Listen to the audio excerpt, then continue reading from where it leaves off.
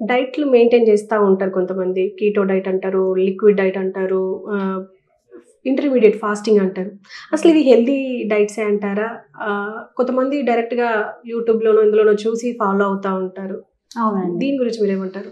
ముఖ్యంగా ఏంటంటే మన శరీరానికి కావాల్సిన ఆహారం మనం అందిస్తున్నామా లేదన్నది ఇంపార్టెంట్. ఓకే. ఎప్పుడైతే మనం టైంకి ఆహారాన్ని అందిస్తామో అప్పుడే మన బాడీ ఫంక్షన్ దానికి తగ్గట్టుగానే ఉంటుంది. మన యాక్టివిటీని బట్టి, మన స్లీప్, మన డే టు డే మన రొటీన్ లైఫ్ స్టైల్ని బట్టి మన ఆహారపు అలవాట్లను మనం పెట్టుకోవాలి.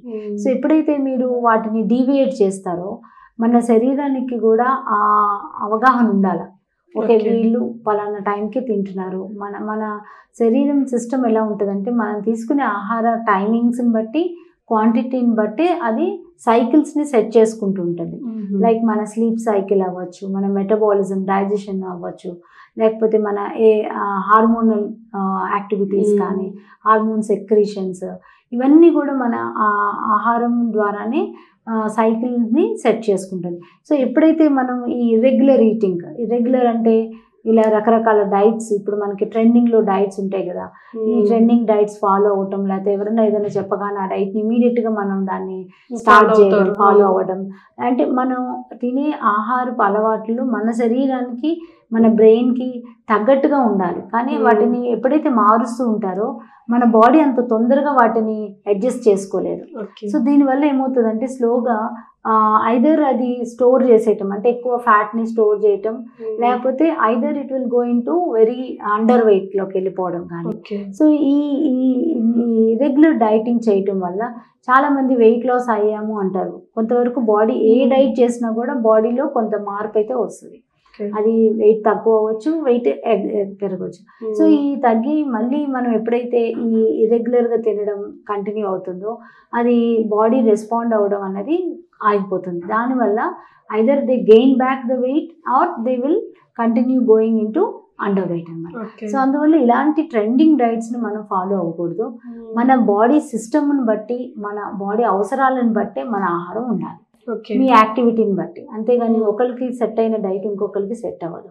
ప్లస్ ఇండివిజువల్గా మన బాడీ కొన్ని ఫుడ్స్కి కొన్ని రకంగా రియాక్ట్ అవుతూ ఉంటుంది. కొంతమందికి పాలు పడవు, కొంతమందికి ప్రోటీన్స్ అది వీట్ పడదు, కొంతమందికి కొన్ని గింజలు తింటే రియాక్షన్ వేరుగా ఉంటుంది. అలా మన శరీరానికి తగ్గట్టుగా మన డైట్ ప్లాన్ ఎప్పుడైతే మనం సరైన ఎక్స్పర్ట్స్ని కలిసి తీసుకుంటామో ఆ డైట్ని మనం కంటిన్యూ చేసుకోవడం, లైఫ్ లాంగ్ ఫాలో అయ్యేలాగా ఉండాలి. Any diet you are doing it should be a life long. అంతేగాని temporary diets will not give you a permanent solution. అంటే ఇప్పుడు ఇంటర్మీడియట్ ఫాస్టింగ్ గురించి ఎక్కువగా మాట్లాడుకుంటూ ఉంటారు. ఎందుకంటే 12 అవర్స్లో తినాలి, ఆ 12 అవర్స్ తర్వాత తినొద్దు అని చెప్పేసి కొన్ని మాట్లాడుకుంటూ ఉంటారు. అసలు ఆ ఫాస్టింగ్ అంటే ఏంటి మేడం? అసలు కరెక్ట్ ప్లానింగ్ ఏంది దాన్ని? అవునండి, ఇది ఫాస్టింగ్ అనేది it is a part of our daily routine అండి. మనం రెగ్యులర్గా చూస్తేనే మనం రాత్రి 7-8 తర్వాత మళ్ళీ మార్నింగ్ 7 వరకు తినాం. So that is almost 12 hours మన ఫాస్టింగ్ ఉన్నట్లే ఉంటుంది. సో ఇది మనం చూస్తే కనుక ఒక హ్యూమన్ సైకిల్లో మనం తీసుకునే ఆహారం ఎలా ఉంటుంది అని అంటే మన ఎనర్జీ రిక్వైర్మెంట్ని బట్టి ఉంటుంది కదా. సో ఈ ఫాస్టింగ్ డైట్స్ అన్నవి ఏంటంటే కొన్ని కంట్రీస్లో లైక్ బాగా జపాన్ కానీ లేకపోతే కొన్ని ఏషియన్ కంట్రీస్లో వాళ్ళ లైఫ్ స్టైల్ అనేది చాలా వాళ్ళ క్లైమేటిక్ కండిషన్స్ని బట్టి వాళ్ళు చాలా స్ట్రిక్ట్గా ఉంటుంది, వాళ్ళు డిసిప్లిన్డ్ లైఫ్ స్టైల్ ఉంటుంది. అదే మన ఇండియాలో ఆ డిసిప్లిన్ అనేది మనకు కనబడదు ఎక్కడ. ఎందుకంటే మనకి డే టు డే ఏదో ఒక ఫంక్షన్ రావడం, లేకపోతే ఏదో ఒక ఫెస్టివల్ రావడం, మనం రెగ్యులర్గా తినే ఆహారం కాకుండా ఎక్స్ట్రా ఫుడ్ తినే ఛాన్సెస్ ఎక్కువగా ఉంటాయి. అండ్ లాట్ ఆఫ్ మనకి ఫుడ్ ఐటమ్స్ కూడా ఎక్కువ, మనకి ఇండియన్ ఫుడ్స్లో మనకి ఇంగ్రీడియంట్స్ ఎక్కువ, ఫుడ్ ఐటమ్స్ ఎక్కువ. సో వీటి వల్ల ఏమవుతుందంటే ఇలాంటి స్ట్రిక్ట్ డైట్స్ ఫాలో అవడం అనేది చాలా కష్టం. సో అందువల్ల ఇలాంటి డైట్స్ స్టార్ట్ చేసే ముందు మన లైఫ్ స్టైల్ ఎలా ఉంది అండ్ మన లైఫ్ స్టైల్కి ఈ పర్టికులర్ ఫాస్టింగ్ డైట్స్ మనకి సెట్ అవుతాయా లేదా అన్నది మనం చూసుకోవాలి. అంతేగాని ఏదో ఒక డైట్ ఉంది కదా ఇది చేసేద్దామని ఫాలో అయితే కనుక definitely will not give you a long term solution అన్నది ఉండదు అనమాట. సో అందువల్ల ఈ ఇంటర్మీడియట్ డైట్స్ అన్నవి ఏంటంటే అన్ని డైట్స్కి ఒక రీసెర్చ్ రకంగా కానీ కొన్ని ఎవిడెన్స్ కొన్ని అయితే ఉన్నాయి. దాంట్లో ప్రోస్ ఉంటాయి, కాన్స్ ఉంటాయి. సో అడ్వాంటేజ్ ఏంటి అని అంటే మన గట్కి చాలా మంచిది అది.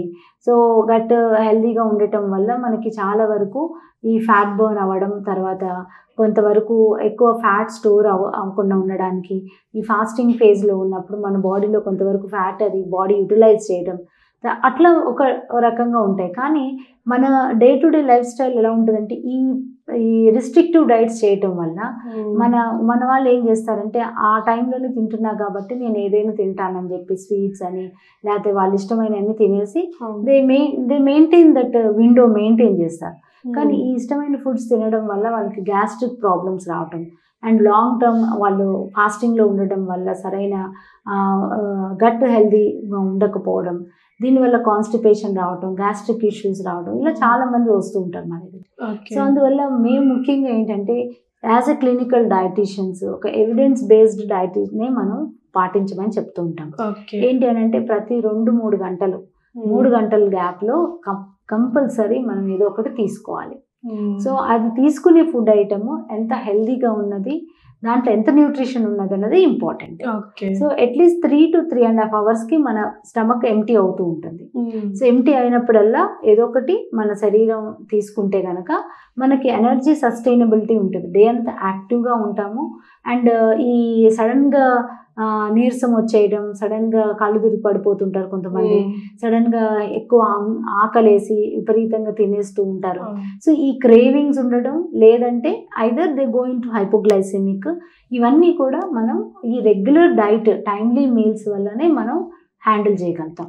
సో ఎప్పుడైతే మనం సరైన పోషకాలతో కూడిన ఆహారం అంటే మంచి హెల్దీ బ్రేక్ఫాస్ట్ ఎర్లీగా తినడం, లేకపోతే ప్రాపర్ లంచ్ చేయడం అండ్ లైట్ డిన్నర్ చేయడం, ఇట్లా ఎప్పుడైతే మనం ఒక సిస్టమేటిక్గా తింటామో అప్పుడు మనకి ఫ్లక్చుయేషన్స్ అనేవి ఉండవు అండ్ యాక్టివ్గా ఉంటాం రోజంతా. ఇఫ్ యూ ఫీలింగ్ యాక్టివ్ అంటే ఏంటంటే యువర్ ఎనర్జీ ఈస్ బ్యాలెన్స్డ్.